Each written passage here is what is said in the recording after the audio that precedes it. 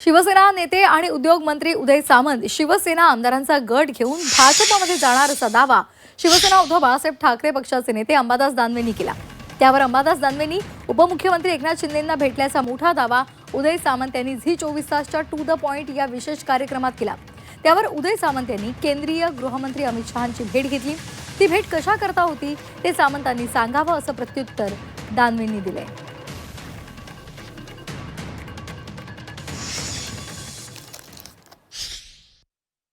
शिंदे साहेबांचं ऐकत नाही एवढं मला माहिती आहे। त्यांना ऑपरेट देवेंद्रजी फडणवीस करतात। हे लोक आज नाही तर उद्या सगळे भारतीय जनता पार्टीत जाणार आहेतच।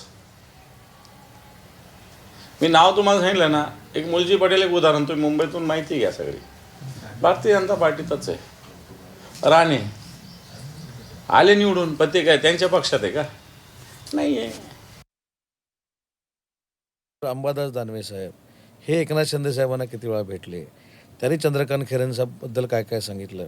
कसं आहे, एखाद्या स्टेटमेंटमुळं एखाद्या कार्यकर्त्याचं राजकीय कारकीर्द बरबाद करण्याचं कोण जर प्लॅनिंग करत असतील तर मी पण राजकारणामध्ये 25 वर्ष मला झालेली आहेत।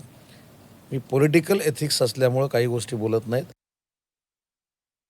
मी म्हणायचं का, उदय सामंतांची सुद्धा अमित शहाशी भेट झाली, अशा खोट्यावड्या गोष्टी करण्याची गरज नाही।